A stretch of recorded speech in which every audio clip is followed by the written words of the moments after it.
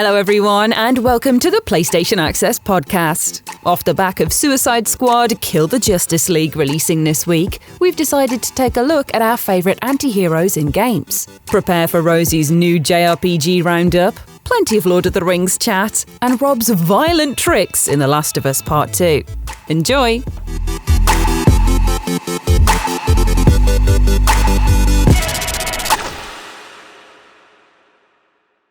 Hello everybody, welcome to the PlayStation Access podcast, the official podcast of PlayStation UK, where this week we are talking all about anti-heroes. And I don't mean Taylor Swift, guys.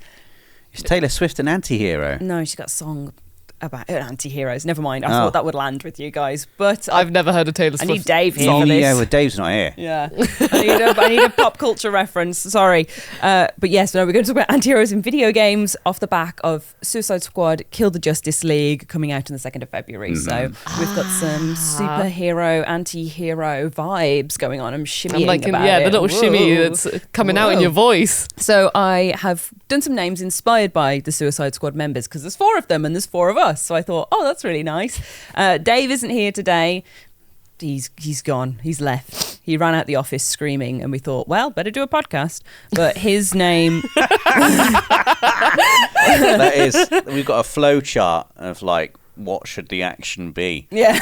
If all of a sudden Dave's not in the office. Yeah. Step 1 is do a podcast. Do a podcast. Get some content out. Yeah. While he's not here. So Dave's name was Dave Shot, because that's just easy, isn't it, for Deadshot? Because that's one of the characters. So whatever. He's not here. Bye, Dave. We've then got Rosie. I put you as her Rosie Quinn. Okay, yeah. Like Harley Quinn, Dr. Harleen Quinzel. I like how literally it's just if they've got an R in the name, then that's the path to go with these pun names. Yeah.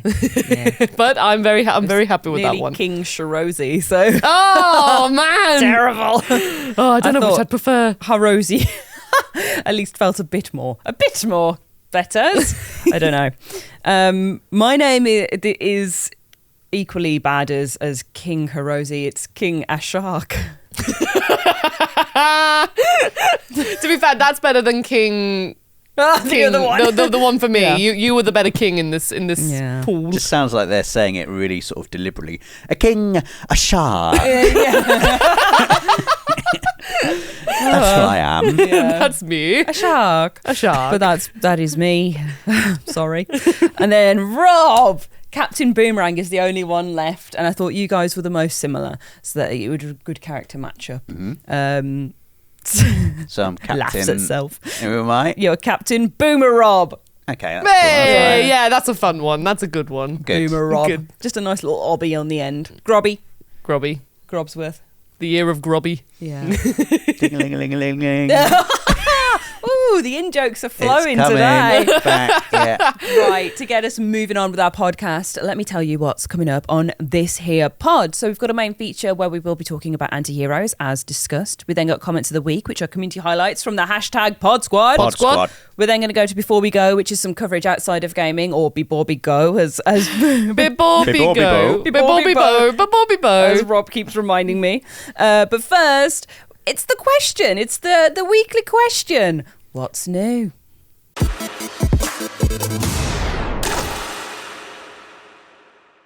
I just don't understand that bit. I know. I was ready to go. What? I you ruin want. it every time. I heard your mouth just be like. What? You had a little breath, and you were like. Right. What's new is pretty populated this week, as I'm sure you know, Rosie. I may have an inkling as to how busy it is at the moment. So we went from the other week being like, oh, games are sleeping, to now being like, oh my God, they're all awake and coming out at the same time. So, Rob, this is definitely going to be me and you chilling for a bit whilst I unleash Rosie on some Rob's games. happy face, just like... I need some, the glasses with the open eyes on. Yeah. On right now. A little rest.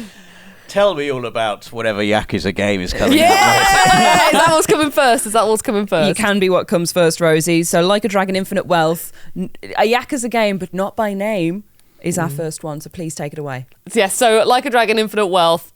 Oh my god, this game is genuinely fantastic. I mean, when this podcast comes out, the game's already out, so I'm hoping that everyone's playing it already at the moment.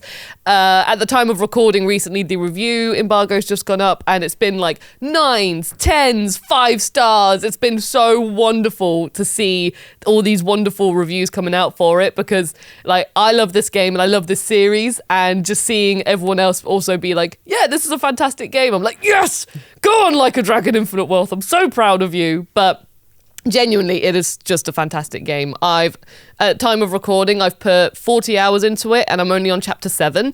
I'm just coming up to chapter 7. Is there a lot of chapters in it? I'm guessing, like on the PlayStation 5, it says I'm around, I think it's 35 or 38% through the story. Oh my goodness. So okay. yeah, it's a big blooming game, but I am loving it already. As soon as I started playing it, I thought, oh, yep, I was right when I did the preview. My hours are just going to fly by with this game. And they already have. I mean, even when I unlocked Dondoku Island, which is when you have to build up your own island and make furniture and stuff like that. Make furniture? Make furniture. I was like, wow, there's an oven. It's an oven, and you're just making a bunch of bread furniture. But I started that. And already you have to do some like mandatory just to introduce you to it. But when you can actually go back to Hawaii, which is where the game's mainly set, I just found I was sat there and I was like, oh, but the characters have said that they want to achieve this goal. And then next thing I knew, like 4 hours had gone by and I was like, oh my God, my time's just been eaten away and I've been loving it. And it's just such a bright, vibrant looking game as well, which has been really nice this time of year where it's, you look outside and it's just raining and grey and it's like, bleh. So coming home and just being in this lovely, bright, vibrant location with characters who I absolutely love, and music that's just an absolute bop. It's just been a fantastic, wonderful experience. And even as a sequel, they've improved so much from Like a Dragon, which I already adored. And now the sequel, Infinite Wealth, is just like the combat's got better, like the graphics have improved. I'm just like, oh, it's just such a fantastic game. So for someone who doesn't know what Infinite Wealth is, me and you, well, I know what it is. I know what it is. It's the Yakuza game. Yeah, but like how... New one. It's the new one. It's the one that's 5 stars. Yeah. How would you describe it? Like, what would the key things that you describe to a new player or somebody who's like just never heard of Yakuza games? How would you describe it? Well, I would describe Like a Dragon specifically because as Infinite Wealth or the... So the Like a Dragon games, yeah. because so you've got the Yakuza games, which are like Yakuza, let's just say from Kiwami, which is the first game. So Yakuza, or 0 even, yeah, Yakuza 0 to Yakuza 6. And then they changed the titles around slightly. So you then had Yakuza Like a Dragon, which is Ichiban's first adventure. And now they've changed the titles to Like a Dragon. So to summarize, I would say... That doesn't help me at all. I know, so that's why I'm like... So when it's like, oh, summarize it, it's like you're asking a lot because there's so many games in the series. But... I mean, this one? For Ichiban's adventure then. For Infinite Wealth, Rosie. So for Infinite Wealth, the overall summary story is that you are a man who has gone to Hawaii because you have found out that your mother has been living there and she's missing. But it turns out everyone's looking for your mum. Oh. And you're like, not necessarily, it's not as if the happiest people are looking. It's crimes, mafia, like, so, loads Not the happiest people. Those criminals. Some of them might be quite happy with their crime life. I'm sure they are quite happy with their crime life. But I wouldn't want those people looking for my mum though. Yeah. So I would definitely go to Hawaii. Yeah, my mum could take him. Big Wen did have him. Big Wen, go on, Big Wen. Yeah. But lots of different groups of people are all looking for the same person, and it's just a case for you then to try and find her first and see if she's okay and what's happening and why she's missing, where has she gone, and also you've never met your mum before, so Ichiban as a character is like, in that he's over 40 years old at this point, so just playing the game, he's like still debating. He's like, I've never had this relationship with my mother, and now I've found out she exists. It's so there's loads of like in-depth thoughts and emotions going on as well. So yeah, Find Your Mum is the overall basic summary, I would say. But then there's also Kiryu, and Kiryu's life has taken a dramatic turn as well. So it's got lots of different elements to it, but the summary is find your mum in Hawaii. Nice. And then there's loads of mini games, because the thing that really interests me is every time I see you playing that bicycle game with the hamburgers. Yes. I love seeing Crazy Eats, yeah. So if you have played Like a Dragon or Yakuza Like a Dragon, we did it a couple of challenges on Access where it's the can collecting mini game. So we did that in Yakuza Like a Dragon, and Crazy Eats is like that but more advanced. You are like riding around on a fast food delivery bike, and the whole premise is that you're Crazy Eats, so you have to deliver. You're crazy Eats, yeah. So their whole promotion is you give crazy service. The vibes are very Crazy Taxi, where it's just you get points for doing stunts and tricks and all this stuff. All the big circles that you have to deliver to as well. Yeah, the big circles, very Crazy Taxi. So you're literally cycling on a bike. You have to do these tricks to do a crazy good delivery, rather than, if you're just cycling, they're just going to be like, good delivery, but you want the crazy ones.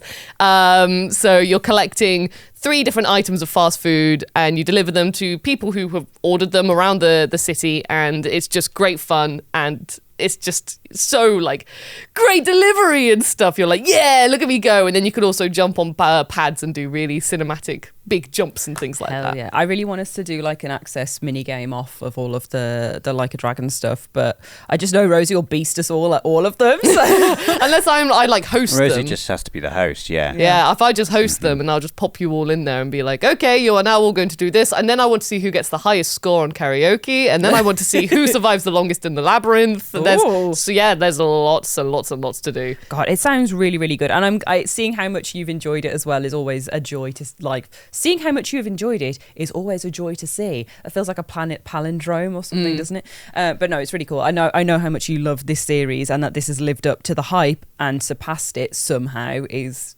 just very cool. So another one that's on your list, though, that you've been to the previews of, that you've had a little flavourful, a little spoonful, a bite out of, is Tekken 8. A spoonful of Tekken. Yes, I have been loving Tekken 8 as well. So I've been playing that alongside Infinite Wealth. I've been balancing the two of them. I don't know how. I don't know how. You're like, it must have like 4 arms. 4 arms. Well, it's been great because whereas Infinite Wealth is very much, you invest big time into it, Tekken 8 I've really been enjoying as I go in there. I've done the story mode. The story mode is absolutely fantastic. I've always loved Tekken because as I've grown up with it, I know it's like the main thing is about the fighting and things like that, but I'm very attached to the story of the actual characters and things like that. So first thing I did was immediately story mode, and it's not only have they improved the combat and things like that, and they've made it more accessible to new players of Tekken, as well as made it a bit more advanced for already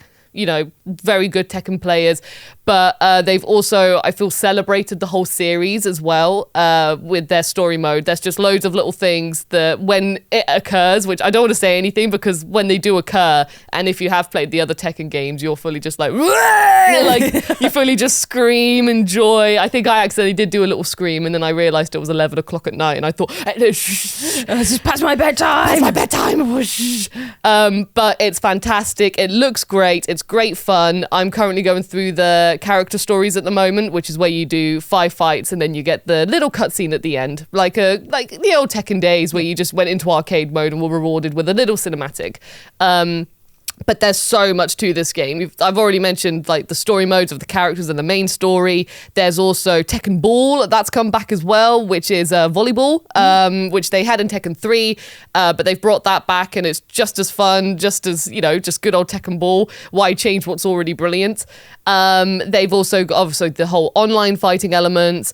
They've got this your own little arcade quest as well, when you create a little avatar and then you can go into tournaments and increase your rank, and there's like a little story there about I mean, I've only played the beginning of it, but so far they've really honed in on this, like, Tekken is for everyone. Yeah. Like, you meet other little in-game avatars who are like, I play it for the story. I play it to make friends in the community and stuff like that. I play it to bash other people's heads in. Yeah, I play it because I'm an advanced player. there is one character in it as well who's just like, I like taking on those who aren't as good as Tekken, so I rank higher in the tournament and stuff Alex. like that. Yeah, No, that's Alex's character. Savage on Alex, but there is loads of content in this game, and it's just a brilliant time, and it looks stunning as well. And both of those games came out on the same day, literally. And they've both had their reviews now, and both are like 9 out of 10s. Yeah, like, it's what a time now. As you said, video games have been sleeping, and now they've woken up fully awake. Yeah. They've hibernated, and they're ready for honey. I wouldn't say they've been sleeping. They might have had a little nap. Yeah, for little nap. A couple of weeks. Big nap. Everyone's forgetting. There was a lot in 2023. There was. I was. just towards the end of the year, like the end of December was okay for like a chill sort of time, and the start of January, so it's like a 3-4 week period where it was like, it's a bit slower, and then it's all come back round like a Tekken punch to the face. But yeah, I those two coming out on the same day, I was going to say it's Rosie's Barbenheimer, like the Barbie Oppenheimer crossover. Not even finished on what's new yet, because there's loads of stuff out. So those have come out last week, but also very recently, Persona 3 Reload came out on the 2nd of February. So that was yesterday, I think, by the time this podcast goes out. And Rosie has another one that you've been to the preview event for. It's literally been like Rosie's JRPG dream. Like I've been bathing in bathing in video game goodness recently. So Persona 3 Persona 3 Reload is also brilliant. I've only seen like a few hours of Persona 3. I played the PSP remastered version, which came out a couple of years ago. But it's a great time. And Persona 3 Reload as well, when you compare it to what it used to be, which it used to be a very like top down, you just navigate with a cursor until you go into, let's just say, the dungeons, until you go into Tartarus. But now it's fully third person. They've recreated all the environments. The music is still just as good of a track as it always is. I love the music in Persona 3. Literally, my Spotify recently has been a mixture of Like a Dragon, Tekken Tag Tournament, and then Persona 3. Aren't you like the top listener for Sega Sound System every year on Spotify? I'm like 0.1%, and it's been that way for like 3 or 4 years. So I have just been like absorbed in like loads of music recently, but Persona 3 Reload is just stylish. They've updated it so nicely. It's a great time, and I am very excited to delve into that even more. Yeah, because this one's like the dark one, isn't it? There's coffins that rise up at night time. Oh, we went to a ramen place, the Yokochiro? Yokocho, I believe it was. Yokocho. We went to Yokocho, and they had a Persona 3 set menu, and they give you a little chocolate coffin at the end. I was like, woo! Yeah, they were like, you can mix and match if you want. So you had one of the meals, but you were like, but for pudding, I want the coffin one, literally. Please. I was like, this one. It's spooky. That was really good.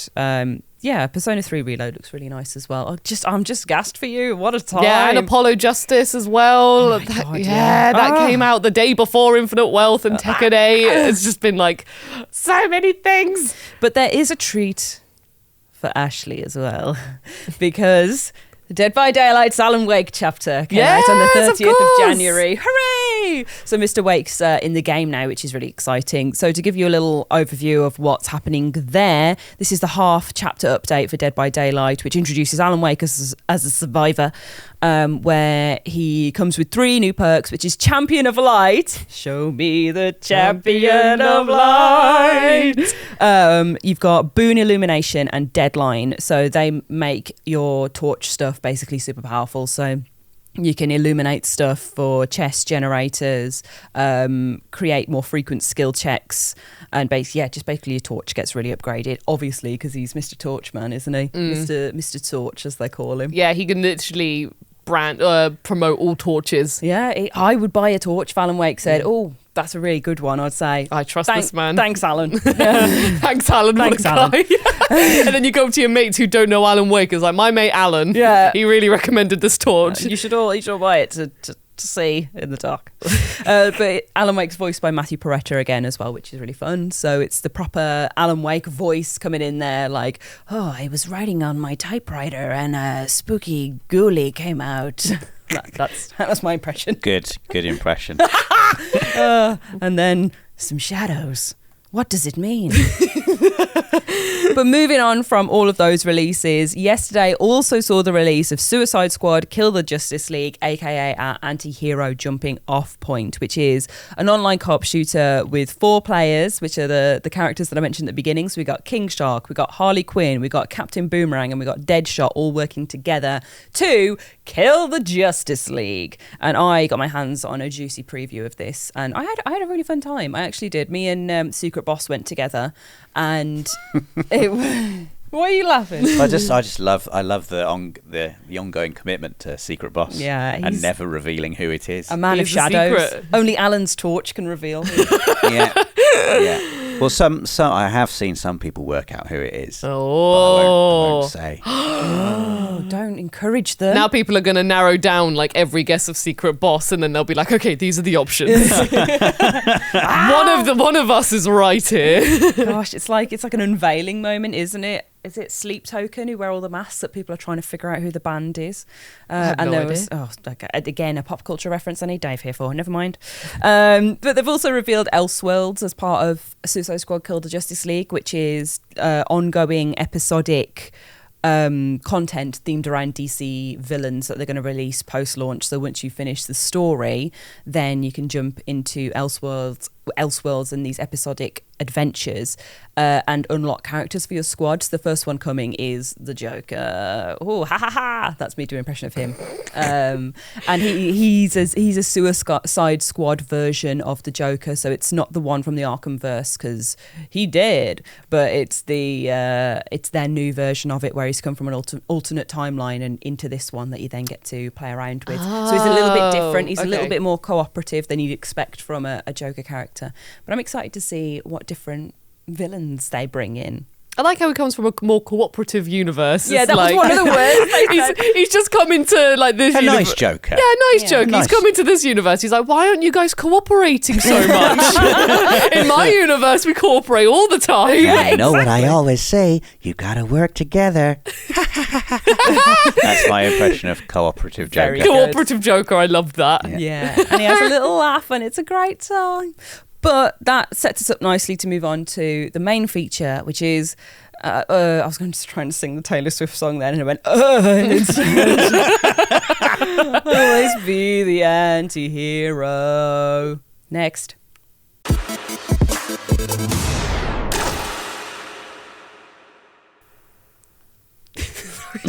That's my favourite Taylor Swift song. Me and T Swizzle got that voice. Which pop star is this? Taylor Swift. Oh, obviously. Obviously. Her famous song, Anti-Hero. Yeah, of I always course. sing it. Right. Main feature time then, ladies and gentlemen. So, let's talk about anti-heroes, because I feel like they're a really big part of video gaming, because we love a 3D nuanced character with different drives and beliefs and motivations that can be flawed. So I always think it's a really interesting topic to dive into, because anti-heroes are kind of the bread and butter of video games. It's a little bit more interesting when they're not perfect. So most characters aren't perfect. Yeah, I think it's a term that has come about, I think, just because storytelling in video games and in general media has just become a little bit more nuanced than the black and white squeaky clean heroes, terrible villains dichotomy that we used to have. And so most protagonists, I guess you could make the case for being anti-heroes. Yeah, for sure. Do you have like a description or a way you describe an anti-hero? Or can you? Well, it's someone who does the good thing, but sometimes their methods are questionable, I guess. Okay. Or, like you say, an imperfect character. Like Kratos is a perfect example. Yeah, he's the big example, isn't he? Yeah, very heroic, but also Dark past. Yeah, the dark past has done some bad things and just frowns a lot, gets angry. Yeah. Anti-hero. I feel like you've got a little Usual bit of if they inspiration have Solid Snake, you could probably say he's a bit of an anti-hero. Although actually no, he's mainly just a hero. He's just very gruff with it. He does smoke cigarettes. He smokes cigarettes and he's got some stubble. Yeah. And he contemplates killing people sometimes. Would you say Solid Snake's more of an anti-hero or Big Boss? Big Boss that's a villain though. Big Boss starts out as just a villain, Yeah. and then you just learn more about his origin, and you realise, oh no, He was, you're just like, oh, you had a lot against him. yeah, you're just looking at his story from a different point of view. Interesting. Very interesting. Thanks, guys. I thought it'd be interesting to basically talk about our favourite protagonists that have those sort of qualities as well, because with the recent release of The Last of Us Part 2 Remastered, I think it's thrown into... Oh, I love that game so much. Yeah, I want to give you an opportunity to talk about it. Obsessed with it. Because freshly obsessed. Rob has fully dived into the universe at the moment and is playing it through, experiencing things for the first time that you haven't before, and you're getting that Joel, Ellie, Abby kind of overview of anti-heroicness as well. But tell us about The Last of Us Part 2, because I want to give a bit of time for that as well. What's your favourite bit? What are you enjoying? Flipping heck. I really my favourite bit. I think the level design is ridiculously good. So I mean, this is like completely diverging from the main topic, which is character here, but like it's so brilliantly every single scenario or combat encounter I've come across there's something new. The game is constantly presenting you with it. Okay, now try it like this. Now how about we add a load of water to this level, like the level just before you get the boat with Ellie, where you're basically like, I think it's like an abandoned shopping mall type place, and there's a bunch of people hunting you, and it was the first time I felt like they need to be afraid of me more than I should be afraid of them. Just like going under the water and quietly coming up behind them, taking them down, diving back down again. I like to put a trap mine on people I've killed as well. Oh, yeah. So then you dive back underneath, and everyone's like, oh my God, Anne's been murdered. Anne! Everyone, oh my God, Anne. And they come over to investigate Anne, and they just get blown to bits. Oh, and that's a very... Oh no, Paul has been blown up. Goes to investigate. And I'll be there with my explosive arrows. I love just firing in an explosive arrow in a non-lethal place, like a leg. Just so there's like that brief little moment where they're like, ow! And they look down and they just... One man I exploded so much that bits of him got stuck on a balcony up top, and he was raining down bits of this man for literally about 10 seconds. Oh my God. Bits of him just plopping down onto the floor. Whilst I was like, back into the water. Underneath, going around the other way. Stop for a clap and then go down. Stop for it. Yes. But that aside, I am really enjoying... I mean, I don't want to go too much into the story, really, in case there are people who are experiencing The Last of Us Part 2 for the first time with The Last of Us Part 2 Remastered.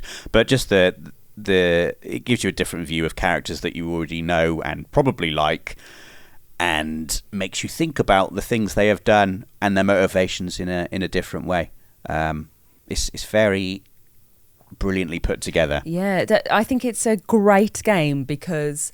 I don't know if I can say if Ellie's an anti-hero or just a straight up villain. Well, I don't think anyone is any of these things in the world of The Last of Us Part 2. I think they're all just humans struggling to survive, and the whole story of The Last of Us Part 2, really, when you boil down the core element of it, it's people making choices based on things that have happened to them.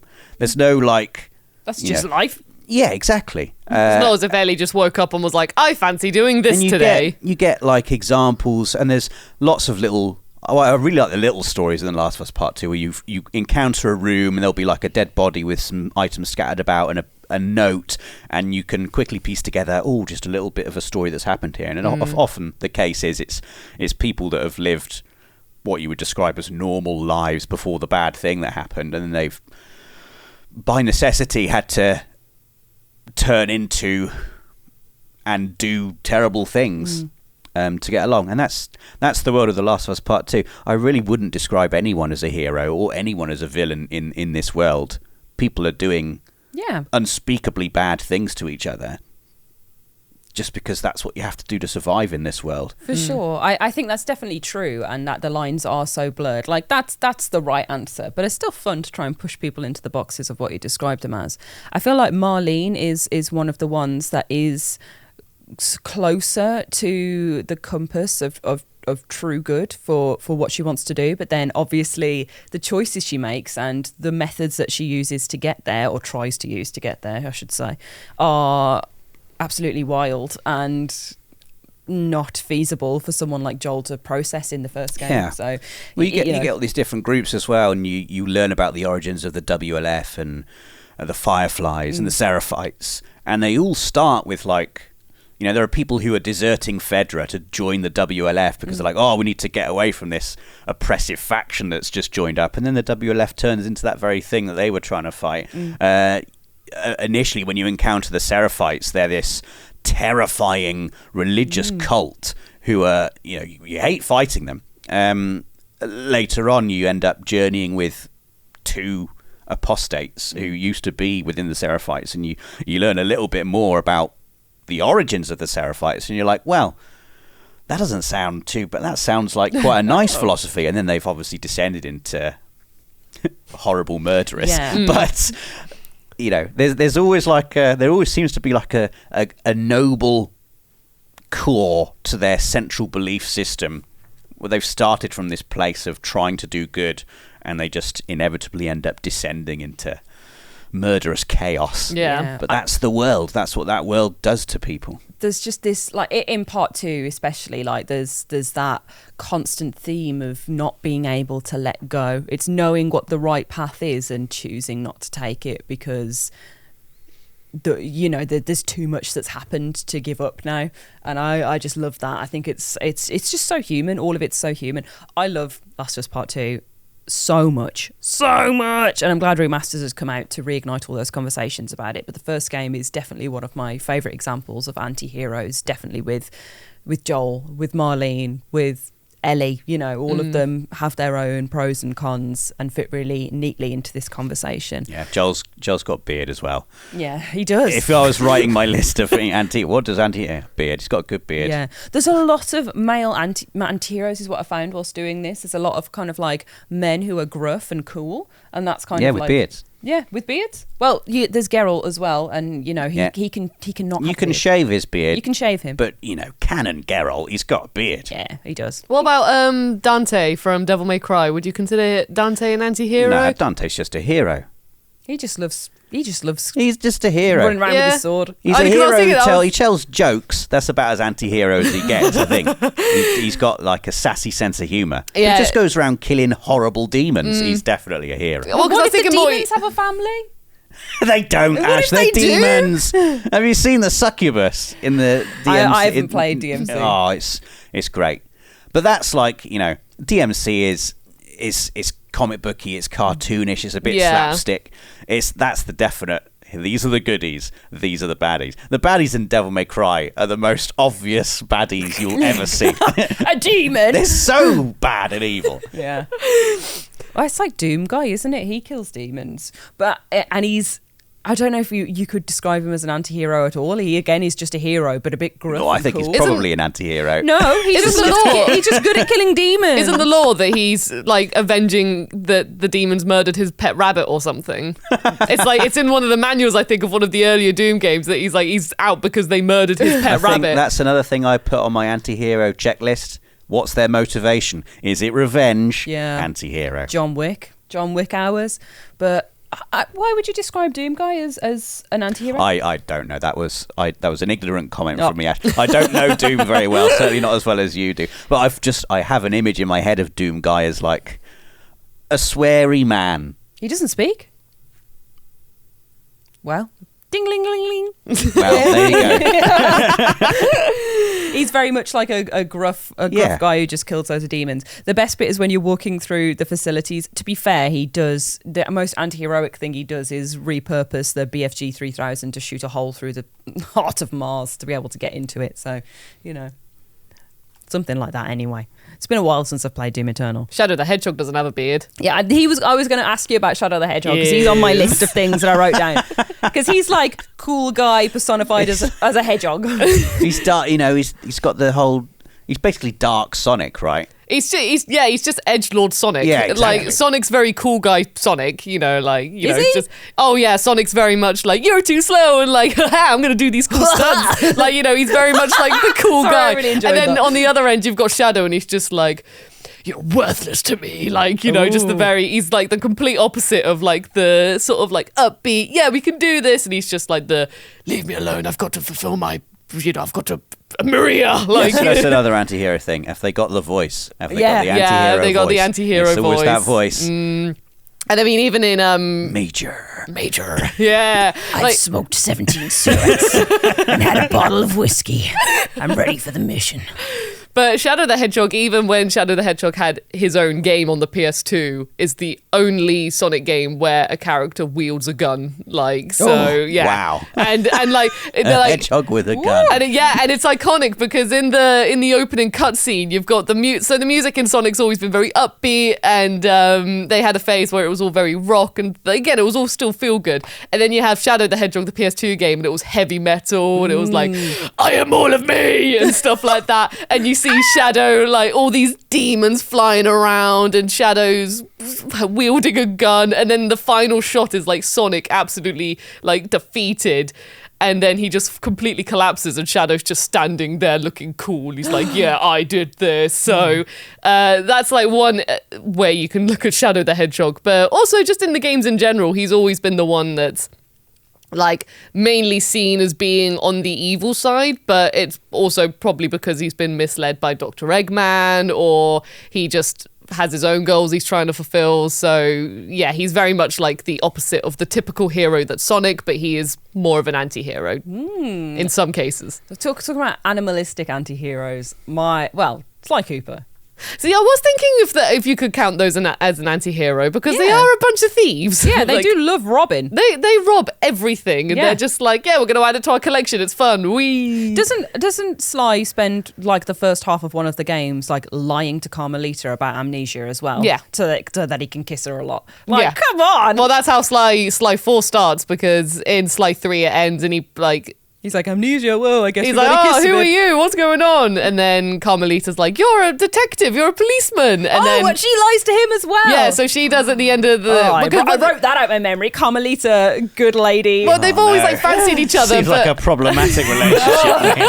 I think that's why, all in all, Carmelita's, you know, she's annoyed that Sly's been lying about his memory all this time, but I think maybe deep down she's also like, yeah, you weren't actually a cop. Like, I think she was suspicious anyway, but I think she just wanted to believe that he changed. So Well, I tell you who else is on the list of raccoons that are anti-heroes. BK from Donut County, which I played this weekend, and I love Donut County now. I'm a Donut County's #1 fan. it's so good. I love love it. Donut County. And BK just being like, haha, I'm a raccoon and I love opening holes and pushing people in. And then at the end, obviously, he comes good, but with helping them reverse the whole situation. Pun that was. But yeah, BK the whole way through being like, I actually helped everybody and everything is fine, even though he's the one that's destroying all their homes. Yeah. Have you played Donut County? No, Oh, I've it's not. so good. Rob, honestly, I'm dropping our tablet on the floor accidentally. There we go. The floor being my legs. You should play Donut County. I think you'd really like it because it's really short and it's just very silly and it's good little like indie game. All right. And you All just- right, I will. You just suck loads of things in a hole. It's Yeah. just like, you know, it's great fun. Perfect. Your kind of game. It's like Katamari but reverse. That's what a lot of people say. It's Yeah. Katamari but reverse. Yeah, Katamari, but instead of a ball, it's a hole. It's so original.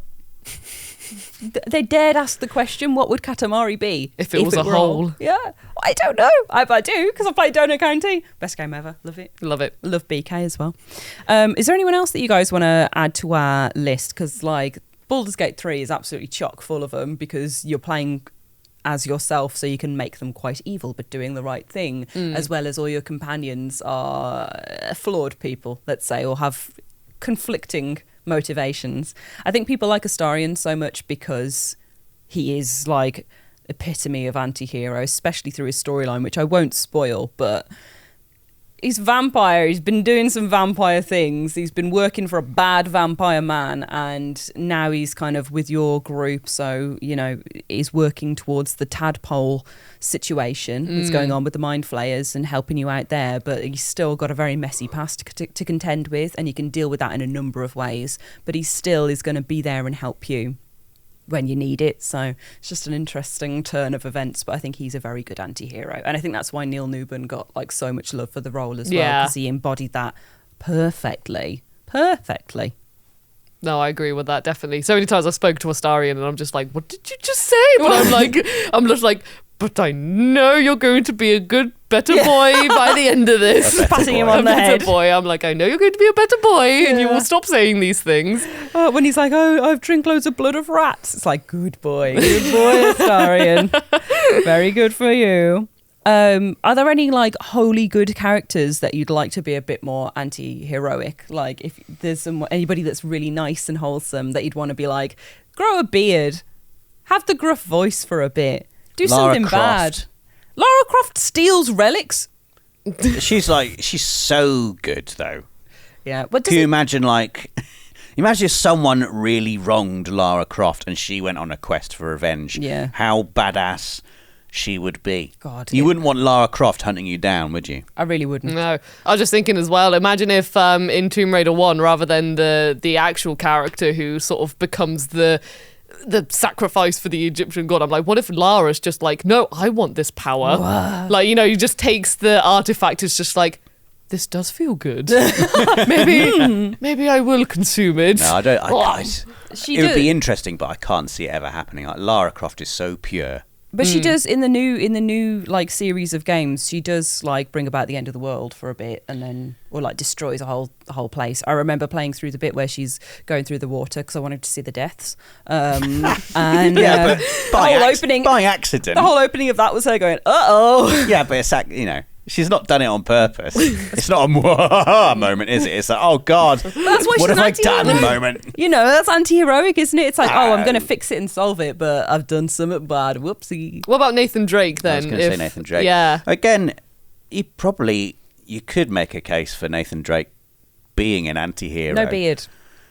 Well, he has like a stubble. He gets some stubble. He gets some stubble. Later on it goes, especially in Uncharted 4, when there is a little bit of, questioning of motives going on. I think Nathan Drake, he's like 99.9% just hero, though, I think, isn't he? What about Sully?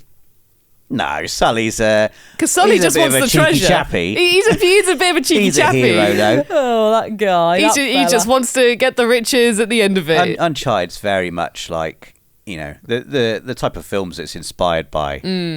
You look at things like Indiana Jones, and it's so much goodies versus baddies.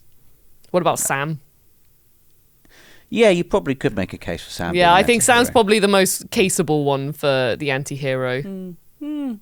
A good collection of men. Again, female anti-heroes. There's not that many of them. Ellie and Abby, obviously. And I'm not saying there isn't any. It's just the iconic ones that came first to my mind were all the grizzled men, the bearded men. Geralt being top of the list, to be fair. Oh, Rosie's got the thinking face. No, it's because I'm still like in the phase of like step one of like what counts as a clear anti-hero. Step one. Yeah, I'm like, there's some which are really clear, like Shadow the Hedgehog. But when it comes to the ones which are debatable, I was like Bayonetta. Yeah. But Ada, I think from Resident Evil. Yeah, that's a good anti-hero example because she works for bad people, but she does the right thing. So and Catwoman as well. Catwoman and Harley Quinn. Yeah. I mean, you superheroes. They probably be listed under villains. Yeah. Of DC. Anti-villains. But also, they're like, there's especially Catwoman. Yeah, the PS2 game, she's the central protagonist, so that's anti-hero. Oh, I loved that PS2 game. With Halle Berry's Catwoman. The best. Oh, come on. Just a little outburst. Well, it's just Michelle Pfeiffer is the best Catwoman. Oh, yes. But that game with Halle Berry's Catwoman is it's the best Catwoman game, definitely. So I'll leave it there just in case Rob gets more. Yeah, I get very, very passionate about my Catwoman rankings. Yeah. Oh, I need to hear this now. Well, it's just like Michelle Pfeiffer's the best. That's really as Everything far else as it doesn't goes. matter. But I am going to move us on now. So thank you for a bit of anti-hero chat and just talking about some good characters and games, really. It was nice, wasn't it? So we're going to move on now to comments of the week. So stay tuned for a little song.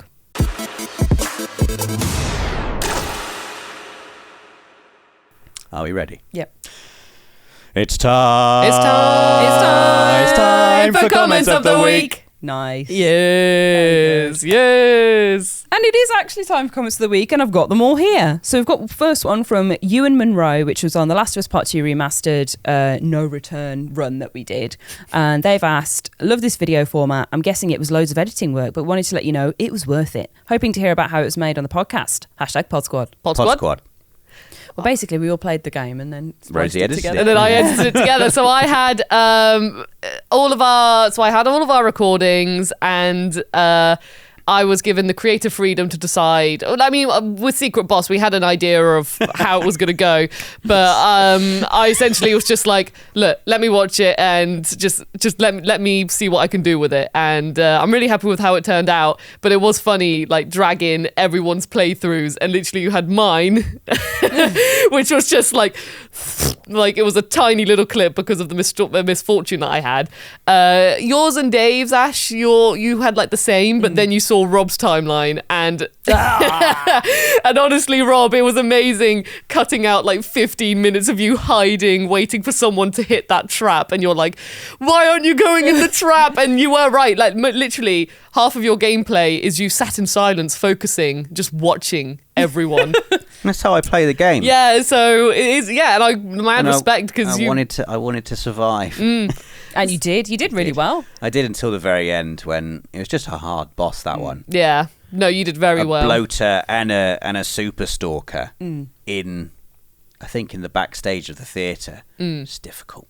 Oh my god, I did that one the other day on one of my runs, and I went in with 4 pipe bombs, and basically you throw one and then all of the infected go over because they're like, what was that explosion? You throw another because they're all there, blow them up, any stragglers come over, one more, and then you got one left to just throw at the super stalker's face when it comes near you so that you can stun it a bit and then smash it up some more. But I was like, pipe bomb central is the way to do that. Pipe bombs are great. Like not in No Return, but I fought the Rat King the other day in my playthrough. Yeah. Pipe bombs were my friend. It was just pipe bomb, incendiary shells on the shotgun, and then just flamethrower to finish it off. Yeah. And then the little stalker that comes off it, I just relentlessly pursued that thing. Yeah, when it tries to run away and sneak up It on you, tries you're like, to run "No!" away. I was like, you're not running away. I ran after it. Shotgun. Felt good. Felt good. But But I want to say as well, Secret Boss also was a good 50-50 effort. I was like, I can't take all the credit for that video. I was like, no. Secret Boss was the one who organised it, and that like when I sent the draft over, Secret Boss was like, oh, try cutting this out, and I was like, okay. I was the one who won. I think I should get the credit. Well done, Rob. Thank Well you done, for Rob. providing some one excellent of these claps, there you gameplay. go. Thank you. Yeah. Yeah, there we go. We've got a comment from Avi next who says, #PodSquad. Pod Squad. #RobSquad.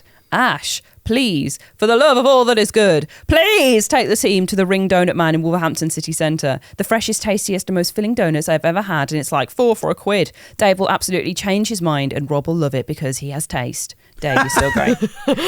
Coming from someone who has #RobSquad. Where is this donut place? It's in Wolverhampton, so I nearly mentioned this last time, but I thought I'm not going there. I've spoke about Wolves Ring Donut Man previously, so I was like, you know what? I'm just going to let that lie. The Wolves Ring Donut Man. But I'm glad that someone in the comments who knows Wolverhampton City Centre is like, talk about the Ring Donut Man, because he's basically a man who has a van, and it's like this white, like undecorated van, and he just has this like deep fat fryer, and he just plops in donuts all day and pulls them out on a little stick, so you get like a bag of 4, and they're so sugary and so hot that you burn your mouth if you have them too fast. Does he always park in the same place?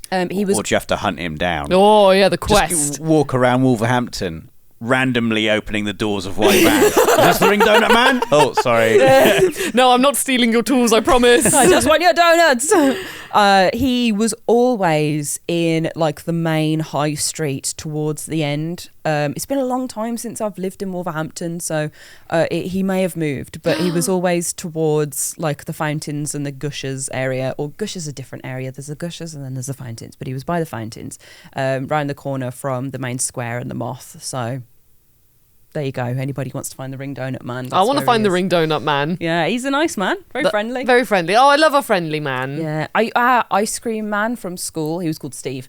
He he was really nice because he used to trade me any sweets or ice creams from his van for my like cooking homework. So I would go and give him like whatever buns I had made for the day, and then get a bunch of sweets in return. So he had so many of my cheese rolls that I would make in class. Probably great because the amount of times I've brought back, like, you know, after my mum paid for all the ingredients for me to go to school and make something, and sometimes it was a hit, sometimes it was a miss. Yeah. Like, if you could just give those to the ice cream man, yeah, my mum would have probably been very grateful that I was just like, here you go, have my lasagna that's burnt to a crisp. Yeah. Oh god, such a strange class. Cooking. My mom was so annoyed that this kept happening because, like, you'd have to come up with the ideas, and like I wanted to make like lemon lime flavored breads or whatever, like because obviously you're just going wild with your ideas. So I'd need like kaffir lime leaves and dehydrated lemon and freeze-dried strawberries. I'd ask for all these really expensive, weird ingredients, and then I'd come back and be like, oh yeah, I gave them all Steve. Like, sorry. For some ice cream. Yeah. I'll never forget when it came to picking like your GCSEs, when you get to choose which some topics you want to do.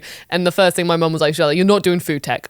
She was like, I am done with paying for all of those ingredients that your school expects me just to whack out of my pocket. Like, she was like, I'm not buying any more ingredients for your little food projects. Oh my goodness. To be fair, it's fair. Like, she probably saved a lot of money from, and I didn't care about food tech anyway, so I was like, I wasn't going to do it anyway. But it was I was like, it's a fair thing to do, just to be like. That's the most serious impression you've ever done of your mom's voice. Rosie! Usually you're always. You are not doing food tech! Usually it's always like, oh, la, la, la. That one was like, no. No!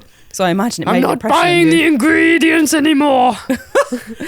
We've got another comment from Earth Toralix, who says, #PodSquad. Pod Squad. The first record of filled donuts was in 1532 and the ring donut was 1847. So the best donut was made first.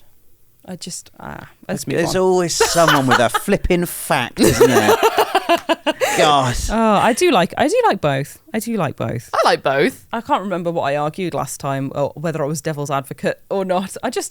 Dave's not here, so whatever upset there was about the donuts, let it pass. Let it pass. I said I liked the ring ones the best, and Don't bring it back. hypothesized that they were originally rings because I thought that the nut in donut was like a nut from a nut and a bolt, you know. Oh, that makes sense. And I just thought that was why they were called donuts. That one I was wrong. And the first donut was a filled donut from the 12th century or whenever the bloody hell it was. It's actually 16th century. 16th century. Maybe they thought Or it looked like 14th, I don't know. like they just did the dough ball and then they looked outside and saw a squirrel with a nut and then they were like, it's a nut. Like, so maybe it's a donut, as in it looks like a acorn kind of nut. Maybe. Well, they don't look like that. They like just a typical round nut. It just looks like one of those. Right, we've also got a comment for you guys, final one of today, from Beige Tommy, who says, #PodSquad. Pod Squad. Hey guys, with Final Fantasy VII Rebirth on the horizon, I wanted to ask which smaller side character from the original would you like to see more of? My pick would definitely be Dine, for example, or anyone from Barrett's past, really. Thank you all for the great entertainment. You're welcome. I would love to see them expand Sid's Rocket Town storyline. I think it's a great bit in the original game anyway. But Shera, I don't know how you pronounce her name. The scientist who Sid treats really awfully, but who ends up saving his and everyone else's life by doing her health and safety checks properly. Yeah, no, she's a great character. It would be great if they expanded upon her. I don't think I can top that. I mean, I thought Marlene, but they've already expanded on Marlene, and from the looks of the trailers, they're going to continue to do so. So I don't know, maybe someone who's in the, you know, when you have to go to like the bone graveyard and you have to do some digging. Maybe someone like an archaeologist from there. A skeleton that comes up. Like someone who's just really fascinated in it and just, you know, one of those characters. Let's just find out about some archaeology. I choose, oh God, one of the cats from the slums. Way! I wish that they had more story. One of those cats. They've left the slums now. Oh, okay. So One of the cats from one of wherever the cats they are. from whatever other place. I'm sure there'll be cats. Yeah, I do like the cats in the game. But yeah, I'll leave it there and we can go to Before We Go now.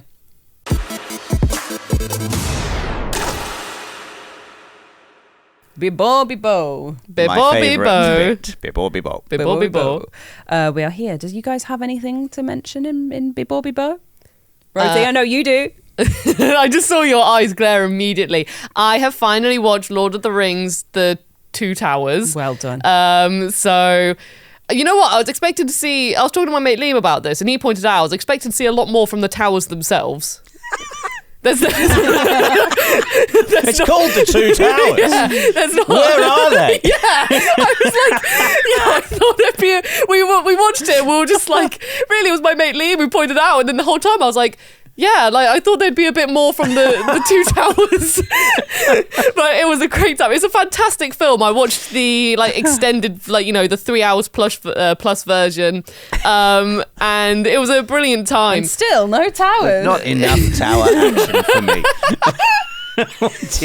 And I feel like I've learned a lot more about like Gollum / Smeagol now and stuff. Ooh, and see that info. Yeah, and seeing like how Smeagol's character changes throughout the film. It's a whole roller coaster. And by the end of it, I was like, no, Smeagol, no, you don't understand. Like, I was really trying to be like, come on, Smeagol, yes, you're doing so good. Then Gollum would just come back. And it was just a really brilliant time. And the trees, or the Ents in the forest, like, when they just popped up, that was like I am no tree. Like, when they popped up, that was always the time when it's just like, okay, I'm going to have a sip of my drink. Because most of the time, they're just walking around and they're like, oh, this is the forest. Like, we do things very slow. Like, they're all just... When they're having their blooming meeting, I don't blame Merry and Pippin for just being like, come on, like, help out. And they're like, no. We've only just finished The saying trees, greetings. they talk in deep time, the trees. Yeah, yeah. They, you know, these are beings that live for thousands and thousands of years. They don't operate on the same time scales. Merry and Pippin were very rude. Yeah, they did. To hurry them along. They're like panicking, trying to save their friends. And then it's just like, no.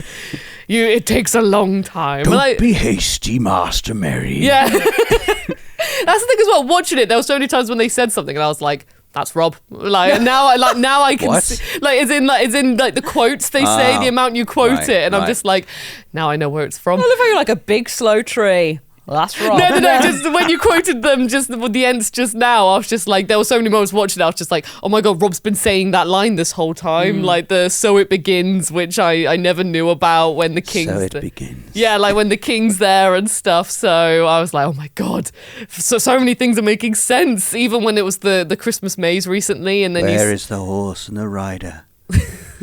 Where's the horn that was blowing?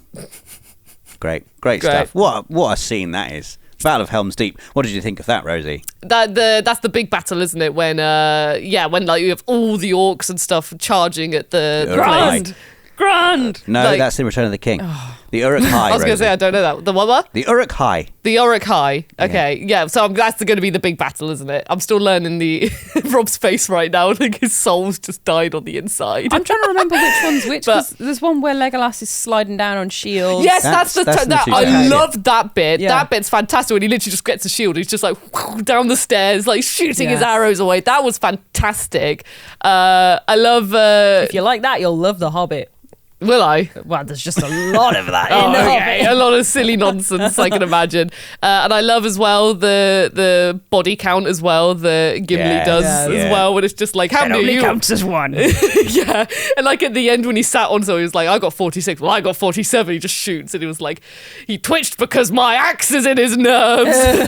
Like, I love that. That was an extended scene, not in the theatrical cut. At least that it bit. proves that I've seen the extended. There you I've learned all these things now, because that's the thing. If I watch the cinematic release, I'm only going to get people say, "Well, now you've got to watch the full thing." You don't have to. Like, hot take. I think the theatrical cuts are tighter and better, I think, than the extended cuts. The extended cuts are great for fans because you just get more of it and you get additional scenes. But often you can see why these things were cut. Okay, the pacing is way tighter and the movie flows much better in the theatrical cuts, in my opinion. It's okay, you're going to be watching it lots more again and again now. It's a classic. Yeah, now I've got to watch the cinematic versions, just everything now. I did like as well how they had a bit more story for Boromir as well. I was happy to see Boromir just get a little bit more, post-death. Anti-hero. Very sad, I thought. All of the Faramir and Denethor story I found very sad. Yeah. It's like, you wish now that our places had been exchanged, that I had died and Boromir had lived. And Denethor simply goes, yes, I wish that. Wait, does that happen It's brutal. Does that happen in the second one? I don't remember. Oh, that might be the Return of the King, actually. At the So I moment, just spoiled a bunch of stuff for well, I you was going to there, say, at the really. moment, Faramir, he just he had the scene, which was also a really good scene, where Frodo was like there, and you had one of the things on a big flying bat thing, and he was about to give him the ring. And that's cool. Yeah, maybe. And then One of the things on a big flying... and he's about The things, Mr. Frodo, they're back. They're all big flying bats now. But I like that scene, and then Sam saves Frodo from it. I love Sam, when he's like, "It's your Sam, and I'm like, "It is his Sam, it's your Sam." So in terms of Faramir, he was just like, he's just said, "Yeah, go, run," and then they're like, "But that's a death penalty or something," and he's like, "Yes, it is." He's like, "Oh, I'm a handsome man in the middle of distress, but I can handle it." I can handle it now. So he's handsome Faramir's here. So I don't know what's going to happen to him, but I'm happy he's finally realised he didn't let his need for the ring get in the way of the overall importance of destroying the ring. Yeah. Better than Boromir, some might say. Not his dad, though. Yeah, so I don't know how it's gonna go. I don't know how it's gonna go with his dad, but it was interesting to see how the two brothers handled dealing with the ring. For sure. But Sam, bless him, when he's like, "It's your Sam, it's your Sam," I was like, The best scene of the whole series is yet to come for you, though, in Return of the King. Oh. Which you've probably heard of it. I don't want to say it because I want you to have your moment. You'll know what I'm talking about, though, and it relates to the big bat things. The big bat thing. In which case, I have no idea what you're talking about. The Witch King of Angmar. I don't know which scene in particular you're talking about. What? Hold on. Rosie, close your ears.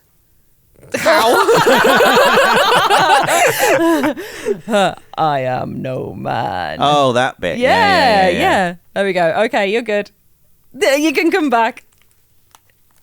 Okay, I'm back.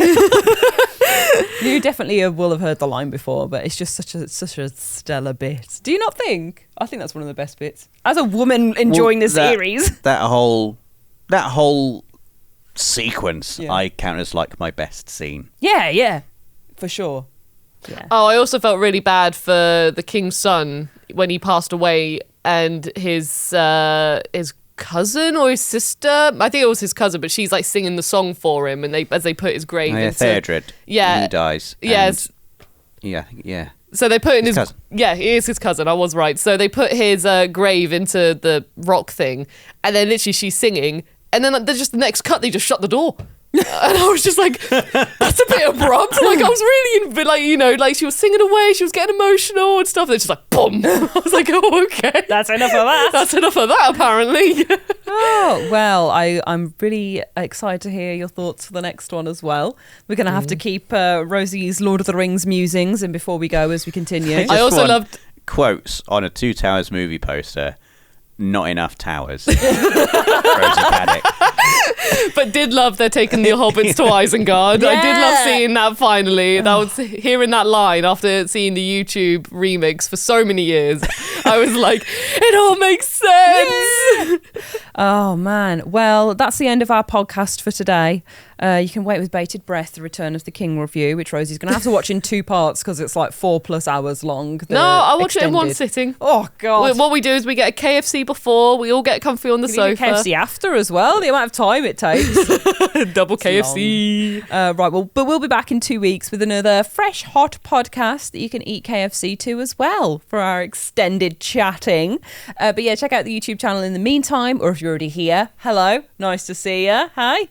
Good, great stuff. This is my thumbs up because you can see it on YouTube. Don't forget to like, share and subscribe and come back very soon. See ya. Bye. Bye.